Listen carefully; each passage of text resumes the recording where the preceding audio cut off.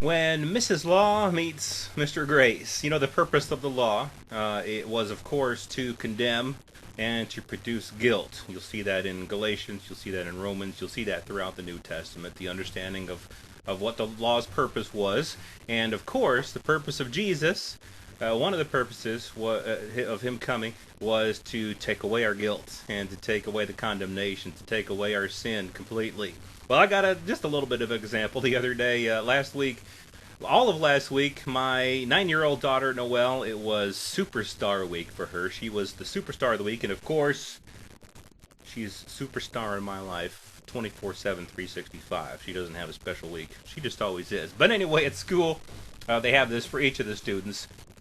They get their week during the school year to be superstar, and one of the privileges that they get is they get to have their parents come to eat lunch with them. My wife wasn't able to do that this past Friday, but I was able to go there, and I think it was more of a thrill for me than it was for her. But the kids did get they had some fun with that. My daughter, what they get to do is they get to invite a couple of friends, and they get to leave class early so they can go do lunch. So I showed up at the school, went and picked my daughter up from her class, and then she went and got her friends from their.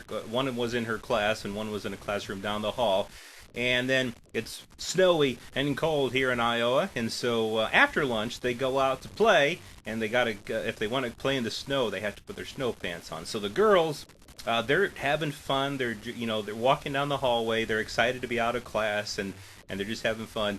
And they're kind of skipping, running a little bit down the hallway to go to their lockers to get their snow pants. And all of a sudden, from down the hall, Mrs. Law peeks her head out of the classroom and comes and stands right at the end of the hallway. Mrs. Law isn't her real name, but it works for this story, so I'm going with it. And she yells down the hallway, "You girls stop running in the hallways. Now you turn around, go back to your classroom, and you walk back to your lockers." And I think she saw me there at first, but she didn't realize I was with them. So I just kind of kept silent, and I said, I just had them go do what she told them to do. And they turned around, walked back, and I just kind of rolled my eyes, and then they walked back, standing there at their lockers, getting their snow pants on. Then, and they're kind of whispering at me, "Yeah, she's kind of strict. It's like she's always trying to catch people doing bad things." And I thought, yep, I know I've known that type of people in my lifetime, and so anyway, I just kind of rolled my eyes again and said, just don't worry about her. So anyway, they're getting their snow pants on, and again, it's fun. They get to go to lunch early, and Noelle gets to spend time with her daddy in the lunchroom and with her friends. And so they're talking, they're chatting, and then all of a sudden, again, Mrs. Law from down the hallway, she peeks her head out, and she says, "You girls stop talking in the hallway." And at that time, I know for sure she couldn't see me. There was this door. It was just where I had walked to, and I waited across the hallway for the girls to get their snow pants on. And this door was blocking me, so she couldn't see me at all. So she had no clue that I was there. And she kept going on and on about not talking in the hallways. Now the girls, to what I could tell, weren't disrupting anything. But anyway, she kept on going on and on and on. And finally, within myself, I said, it's not like I said, "I've just had enough, I gotta have a word with her," but it was more like, I'm just gonna step out there and defend my daughter and her friends here. So while the teacher was yelling down the hallway, I just kind of peeked my head out and I said, "They're with me." And the look on her face, "Oh, okay." Then she turned around and went back into the classroom.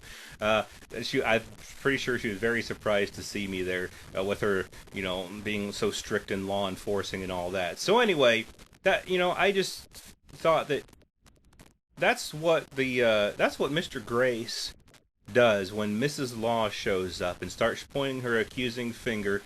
Of course, God's law is holy. God's law is good. And just say that Mrs. Law was right in everything that she was saying.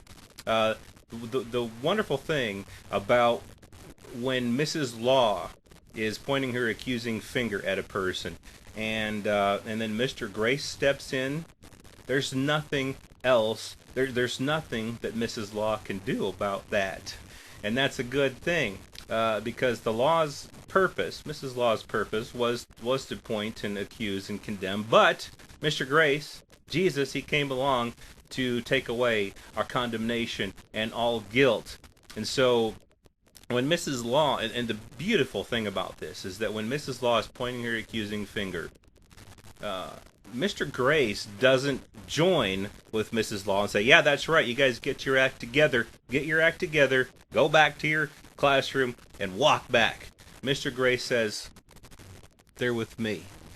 And he defends you rather than joins in the accusations. And I think that's a big misconception that the world has. They kind of, I think the world has this perception of Jesus as kind of the one who enforces the rules, and who even condemns himself. But of course that's not what Jesus does. He's the one who protects us and who saved us from the condemnation and the guilt that was there in the law.